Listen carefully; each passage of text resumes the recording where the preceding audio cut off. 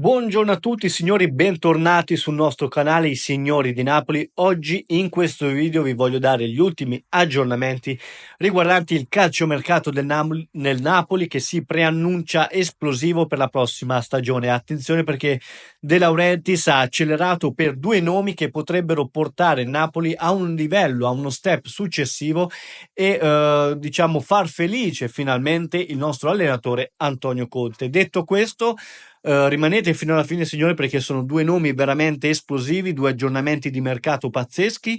Vi invito a iscrivervi al nostro canale se non lo avete ancora fatto, di attivare la campanella delle notifiche, di abbonarvi in modo tale da diventare i veri protagonisti della nostra redazione e di commentare i video. Diteci la vostra perché vi risponderemo nel video successivo, quindi verrete citati direttamente dalla nostra redazione. Detto questo signori, come sapete Antonio Conte vuole rinforzare assolutamente la rosa del Napoli in vista della prossima stagione, in modo tale da avere una rosa qualitativamente più lunga in grado di affrontare il doppio, se non triplo, impegno che il Napoli avrà il prossimo anno, ovvero Coppa Italia, Champions League e campionato. Di conseguenza ecco quindi che serve una rosa più ampia in modo tale da cercare di arrivare in fondo ad ogni competizione, e proprio in quest'ottica registriamo un'accelerata molto ma molto decisa del nostro Napoli per due obiettivi del passato mercato del Napoli, ovvero Lucca dell'Udinese e Comuzzo della Fiorentina.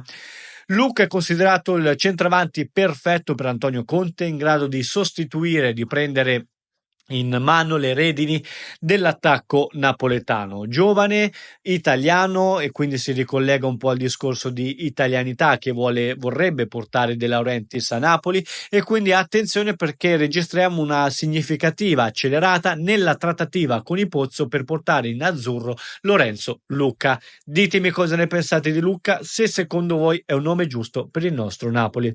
Restando in tema di italiani, registriamo un'ulteriore accelerata anche per lui, Comuzzo della Fiorentina. Su Comuzzo eravamo stati, ci avevamo provato lo scorso gennaio, ma ha commesso per lasciarlo partire a metà campionato aveva chiesto la bellezza di 45 milioni di euro, una cifra a mio modo di vedere le cose totalmente spropositata, che ha fermato, insomma, ha stoppato sul nascere, ecco, la trattativa.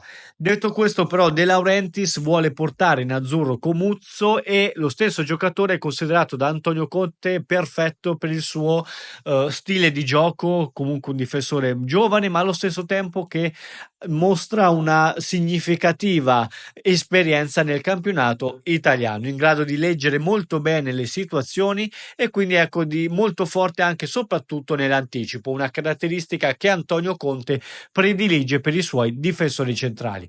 Detto questo signori, Lucca, Comuzzo, veri obiettivi per la prossima estate.